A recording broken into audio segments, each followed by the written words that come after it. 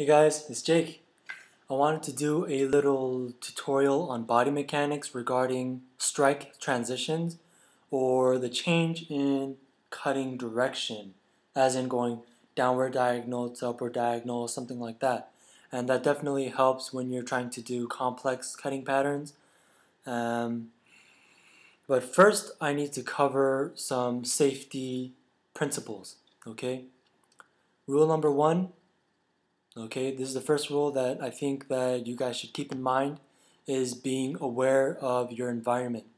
If there are people around you, don't swing around sharp swords, things like that. It's really common sense, but sometimes you'd be surprised at how easily common sense, skips people's train of thought. So there's always that, being aware of your situation and your environment. Rule number two is use safe training tools. Okay, like Dragon T Greg, he made a very good video on the toolbox of freestyle cutters. Bokken, wooden swords, very cheap, or iaidos, which are unsharpened metal swords. Okay, use that to train. Don't use a live blade. There are just too many factors that can go wrong with using a sharp sword. Okay, try to lessen those risks by using a proper training tool. All right. Rule three is for me getting yourself in the proper mindset. Okay, without having the proper mindset, then you may place yourself or others at risk. If you have, I don't know, some sort of a problem that you are going through, if you don't put yourself in the right mindset while handling a weapon, such as a sword, even if it is an outdated weapon, it will cause injuries and or death. Okay, these things were made for war. All right, so always place yourself in the proper mindset. Okay, know what you are doing. And for me, rule number four: check your equipment. If there's a problem that you see with your equipment, all right, don't use it. For example, if your blade has a crack and you see that crack, don't use it, right? Why would you use a blade that's been cracked to cut? Or something else, maybe your handle is extremely loose and you're trying to cut in a 3-inch thick piece of bamboo. Why would you do it? All right? Or if you don't have mekugi pins in your sword and you use like some sort of really cheap wood to fill in for a mekugi pin, don't do it. Get your equipment checked. Make sure they're properly maintained before using them. Okay. Now I'm sorry for rambling and seeming like I'm some iron-fisted safety guy, but I really want you guys to be safe as you are training. Okay. I don't want anyone to be looking at my videos and just go out to train and then they hurt themselves by not heeding some of these safety principles. Okay, because your safety means a lot to me. It means a lot to the cutting mechanics. Okay, so now let's start by going over strike transitions or direction transitions. Okay, so first is I want you guys to maybe look at some cutting patterns. If you see on the Cutting Mechanics website, it's just freestylecutting.com.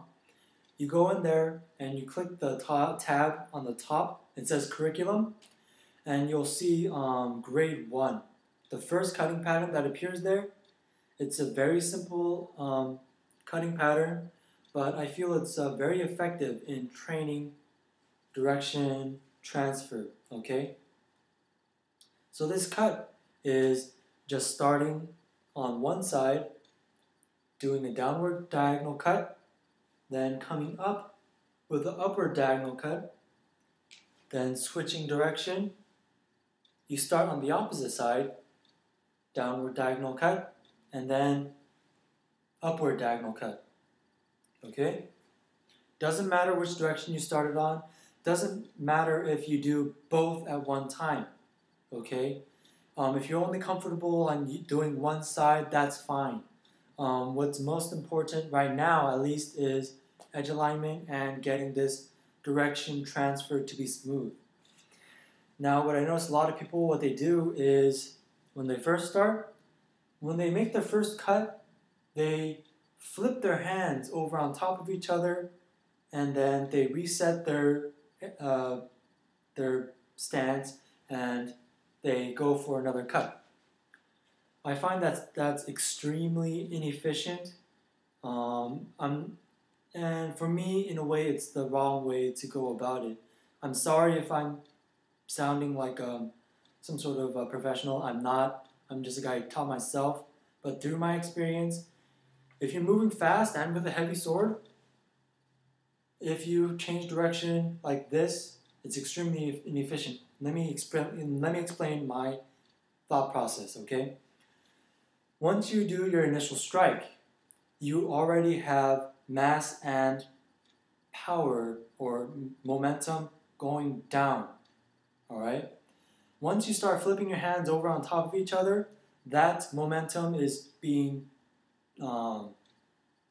changed from going down to up, right? But that momentum is still in this sword. It's still guiding the sword's movement.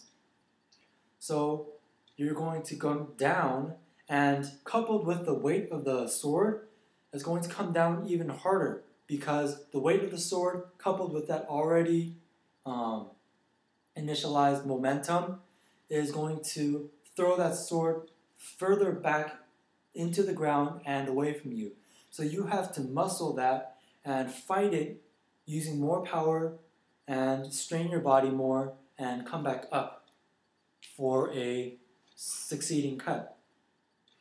The reason why I find that a technique like that is extremely inefficient and it's wrong is because strain to your body, and also if you notice, that blade is moving through a significant distance, all right? By flipping your hands on top of each other, look at how far that sword tip is traveling, okay? You just drew a huge arc in the air.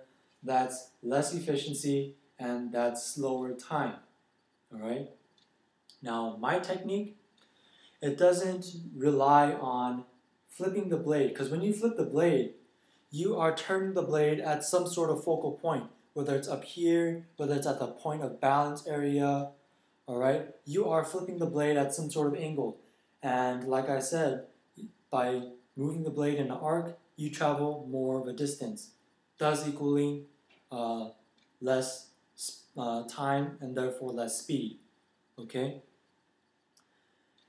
What I do personally is I rotate the blade along its longest axis, which is through the blade itself or along the spine, okay? Just rotate your wrist. Very, very simple, okay? Rotate your wrist. All right? So when you go through that, all you have to do is cut, rotate your wrist, and come back for the succeeding strike. All you have to do at that point is fine-tune where to stop, so that way your edge alignment is dead on for that second strike, okay? Your first strike, usually, it should be dead on because you have all the time to prepare, think about that first strike, and then you cut. But for that transition, just rotate your wrist and reset and come back up, all right? It's something that seems very, very simple, but it's efficient in movement because you're not twirling the sword in a huge arc. You're making minimal movement just by rotating your wrist, all right? With that minimal movement, you don't have to fight that change in direction as much, and it makes it much easier on your body as a whole, all right?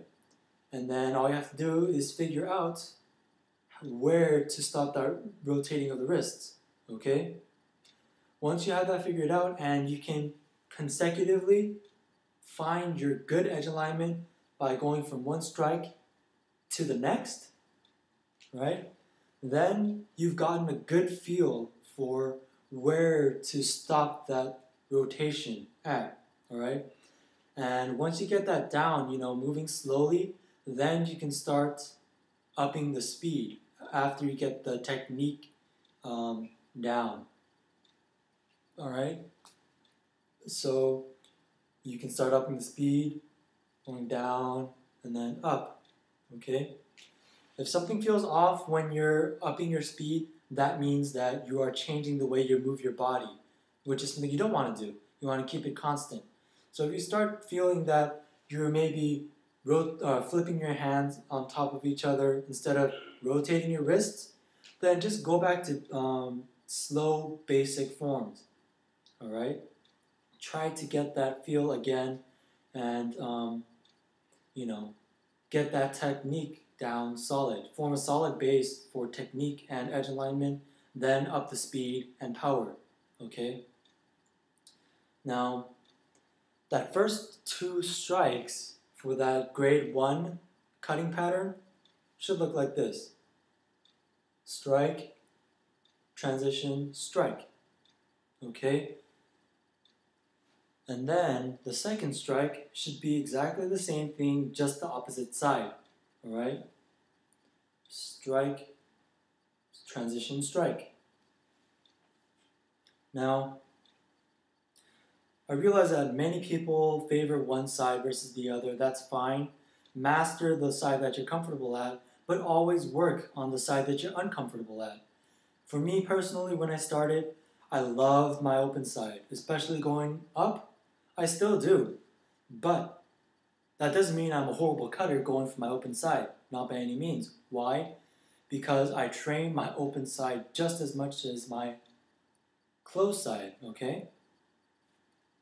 My closed and my open side, they're pretty much comparable for technique, edge alignment, etc. So it's much better to be an all-around cutter rather than just be half of one, all right? So it's always good to train technique and edge alignment first. That's what you want to get down solid first. If you can't get that down, when you start adding speed and power, there's no way that you're going to be pulling complex cuts without being lucky. All right? The true sign of skill is being able to pull a certain cut or a certain cutting pattern multiple times. That is the true proof of skill, because skill comes mainly from technique and edge alignment. All right. So I hope you guys were able to glean some information. I'm sorry if I didn't do that good of an explanation. You guys can always leave comments or shoot me over a message on YouTube. I'll try my best to answer your question. But yeah, by all means, please practice safe first with the safety principles which I mentioned beforehand, and always focus on technique and edge alignment first before trying to add in speed and power. Okay? I find that you guys will have more enjoyable cutting experiences if you focus more on technique and things like that. But in the end, always have fun. That's the bottom line, and have safe and responsible fun. Alright, so take care guys, and hopefully I'll see you guys soon with another video. Alright.